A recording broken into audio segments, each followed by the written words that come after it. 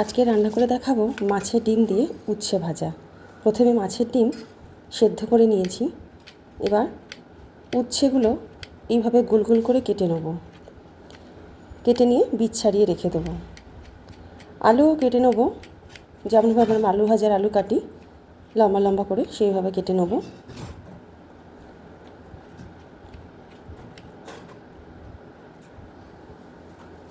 এইভাবে কেটে নেব আলুগুলো। এবার আলুর মধ্যে সামান্য পরিমাণে লবণ দিয়ে মাখিয়ে রেখে দেবো। উচ্ছে কাটা হয়ে গেছে, উচ্ছেগুলো লবণ দিয়ে মাখিয়ে রেখে দেবো। এবার একটা কড়াই বসিয়ে কড়াইতে দিয়ে দিচ্ছি সর্ষের তেল।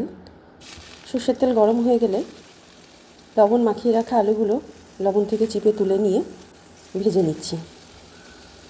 খুব ভালোভাবে একদম লাল লাল করে ভেজে নেব। দিয়ে দিলাম সামান্য পরিমাণে হলুদ। একদম লাল লাল ভাজা হয়ে গেলে তেল থেকে তুলে নেব। এবার ওই তেলেই উচ্ছেগুলো ভেজে নেব। উচ্ছেগুলো লবণ থেকে তুলে ভালো করে ধুয়ে নিয়েছিলাম, চিপে নিয়ে তেলের মধ্যে দিয়ে দিয়েছি। সামান্য পরিমাণে হলুদ গুঁড়ো দিলাম। উচ্ছেটাও বেশ খুব কড়া ভাজবো না, একটু লাল লাল ভাব এসে গেলে নামিয়ে রাখবো। এবার আর একটু তেল দিলাম ওই কড়াইয়ে, দিয়ে দিচ্ছি কুচনো পেঁয়াজ। পেঁয়াজটা খানিকটা নাড়াচাড়া করে নিয়ে দিয়ে দিচ্ছি এর মধ্যে বেশ কয়েকটা চেরা কাঁচা লঙ্কা। এদিকে ডিমগুলো সেদ্ধ হওয়ার পরে ভালোভাবে ভেঙে নিয়েছি। পেঁয়াজটা ভাজা হয়ে গেছে, দিয়ে দিচ্ছি উচ্ছে ভাজা।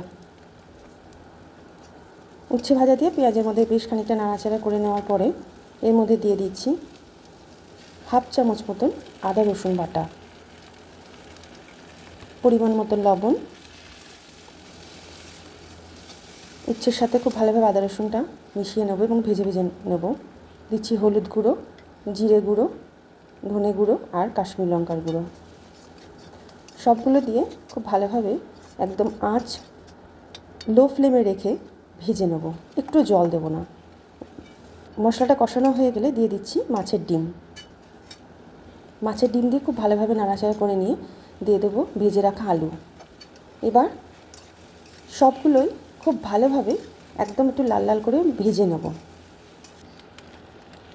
লাল লাল করে ভাজা হয়ে গেছে, তৈরি আমাদের মাছের ডিম দিয়ে উচ্ছে।